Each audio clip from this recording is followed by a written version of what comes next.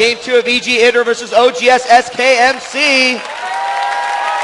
Man, MC looks like he's driving a Thor sitting there like that, doesn't he? It does. It's a siege tank view. Pretty nice. Like his Gundam. It's going to turn into a giant robot in assault. Yeah. All right, let's introduce our players. Spawning on the west side of this map as the red Zerg. Give it up for the Kraken, EG Idra.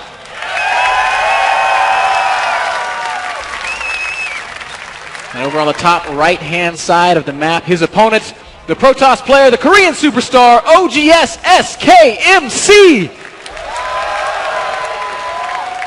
How cool would it be, Wheat, if like one of the guys won the match and the booth just like grew up out of the stage, giant fighting robot like mech style? And then there was like Rock'em Sock'em robots, and they did battle for a fourth map.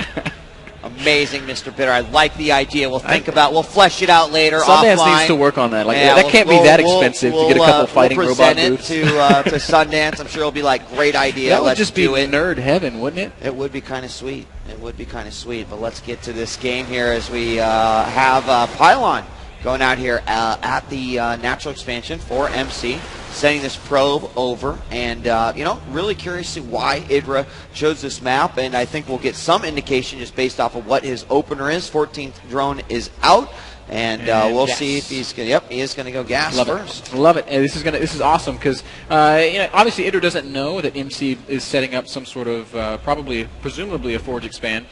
But the speed opening is what you want to be able to really punish it. Speedling run by, Baneling bust, fast layer for a spine crawler push, roach all-ins, and all these other variations. If MC tries to Forge expand, it's going to make me a little bit sad because I don't think it's safe on big, wide-open two-player maps like this, like Zelnaga, or even on a map like Metalopolis. Or he could just Nexus first.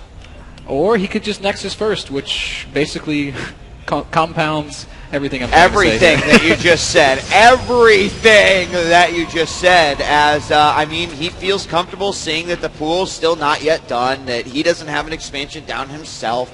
He may not even really need to block, but he's going to try to delay this as much as he, humanly or possible. And over on the other side, now the Forge is going to go down, and MC feeling really confident about this build. I mean, dropping that hatch first, but he had the scouting information that he needed. So I'm kind of a fan of, if you have the opportunity to do that, you might as well. I wonder how Idra is going to respond to this. Personally, I think Baneling play is the best way to punish this kind of build on this kind of map. But there's so many other things you can do.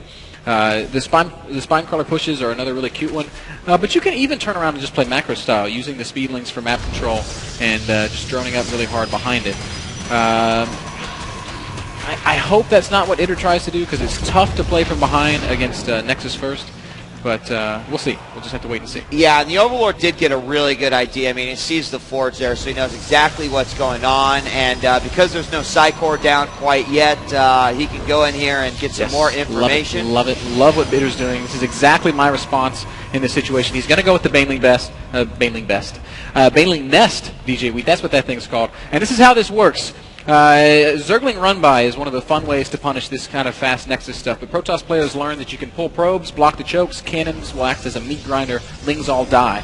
Add 2-3 Banelings to that mix, and probes can no longer be pulled. It's a free pass into the main base, and if Idra can get up in there with 8, 10, 12 lings, now he's going to be playing 2 base against 1 base. And he's going to see the Psycore go down. Has he got vision now? He does have vision with his Overlord. So, again, in a great position to see exactly what's going down. We have the Stalker coming out. MC rallying it over to try to get that Overlord. Deny that vision a little bit. We've got a few little packs of Link. Oh, there are the 4 Banelings right there. A 5th one being morphed down here. And a few more Links are on the way. 6 total. So, look, we've also got this probe on standby. This is basically an all 24/7 on-the-job probe. If anything were to come through bust here, he has got to be ready for that. And we do have a sentry on the way next, but the Banelings are going to get there first. Yeah, here we go. Idra is going to show these lings, and he is going to go for it. And the Banelings are actually going to go after the cannon. I'm not sure that I agree with that. Oh, my God, MC throwing down the pylon and blocking Idra in the natural. And now Idra is in a world of trouble, Wheat. Yeah, I mean, he's going to try to go after that cannon, and he does. Takes out a couple more probes in the process. but another cannon is going to go down. Overall, he does end up killing 10 workers, so he did get a real, I mean, he got the one blast with the last baneling that was left alive after the photon cannon went down, and then he cleaned up the rest with a good amount of zerglings that he had inside. Now he's got to get this, this Overlord's like, oh man, I'm going to get away. That's going to be a hard supply block, and MC is going to get it, putting Idra in the red, 36-28. We've got a couple more links coming in here, checking things out yet again. So, I mean, he did force some building and some cancellations, and he got quite a few probe kills there. So yeah, you know, I didn't realize that he had killed as many probes as he did. I thought Idra had basically gone all in and doomed himself, but 10 probe kills evens things up nicely. You can see on the workers tab it's 29 harvesters to 29 harvesters, so economically these guys are neck and neck. Idra's taken a third base. His tech is not so great. He's still on layer tech, no Roach Warren, no Evo Chamber, just a couple of queens out, as we see that MC is finishing up this Stargate. So Void Rays and Phoenixes can be really, really annoying, especially, look at the distance the queens would have to cover to get to that third. There's no creep connecting them, so Idra, it would really be in his better interest to go ahead and start up another queen in his natural so that he can immediately have one in third when it finishes. Yeah, I think that's actually going to be very, very important. And Evo Chamber is going down now. And, I mean, just moments ago, Idra put drones back onto gas while he gets his Roach Warren down as well. Zealot does go ahead and scout this hatchery, so he knows very much that it is there. We've got MC now with this Zealot. It is going to fall. Takes out just a few Zerglings, but more importantly, gets that information that the base is there. That also means that, of course, this Void Ray is going to have a very, very specific flight path over to that base to try to take it out, because as you said, I mean, unless he does get some Spore Crawlers down, and I don't see any reason right now why he would overreact with anything like that. Yeah, there's a third queen somewhere for it. He does make it in the natural, so I like that a lot. He'll drop a creep tumor and then march over to the third base. Excellent stuff. So doing everything right, in my opinion, in that regard. MC's going to wait, it looks like, for at least a second Void Ray. He's throwing down some gateways as well, so he might, and he's also got a Robo. Wow, MC is rounding out his tech tree very quickly. Stargate, Robo, 4 gates.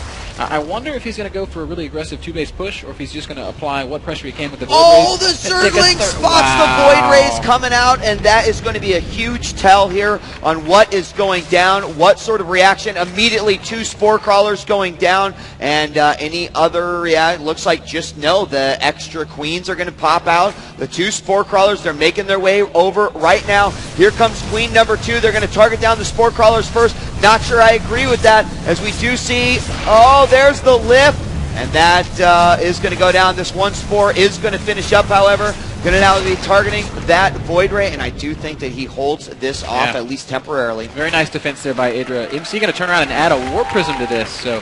Man, Protoss players have just learned that Warp Prisms are actually really, really awesome. No, I don't know if they did, man. I'm still convinced that the shield change alone was like, this unit. I'm going to try this one out.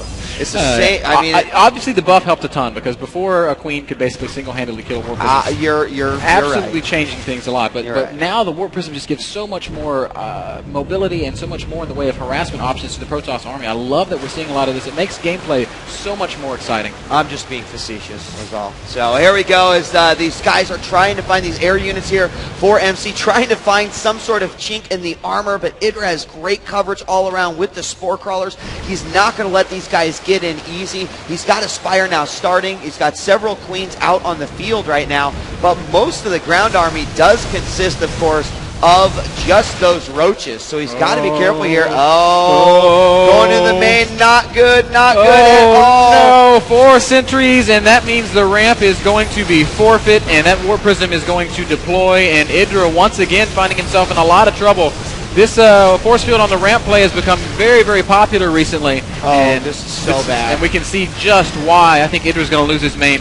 I think that, I mean, this very well might be a GG scenario here. All of the major structures here from Idra inside. He is going to pull out a few roaches, but roaches will only be good versus those ground units. The force field, are they going to go away? Are we going to see him going up? No. Yep. MC staying on top of those. And there's just nothing that he can do right now. The army continues to grow inside the base of Idra. Oh my gosh. All the drones being pulled off the line, and every one of them is going to go down. Idra's main is done, and with it he's going to lose all of his tech. What is that thing called? Spawning pool, Baneling Nest, Roach Warren, Evo Chamber, Layer. That's all going to die. The Spire completes, but what can he make, man? Mutas aren't going to work against that many Stalkers and Phoenixes. Corruptors might help a little bit, but quite frankly, Idra's... Counterattack, let's do it up. He's got a bunch of roaches. He's going to go in. He says GG. And MC takes it 2-0. I mean, a really, really immaculate drop there with the sentries. Oh, come on, guys. Make some noise for MC.